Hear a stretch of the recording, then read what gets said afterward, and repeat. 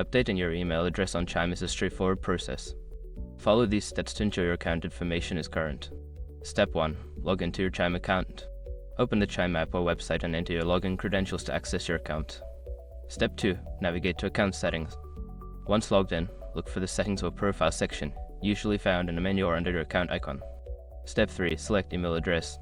In Account Settings, find the option for updating your email address. This may be labeled as email or contact information. Step 4. Enter new email address. Type in your new email address in the provided field.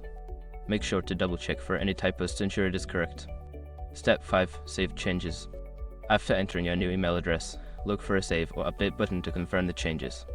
You may receive a confirmation email to verify the update. Make sure to check your new email for any verification messages from Chime. Keeping your contact information up to date helps ensure you receive important notifications and updates.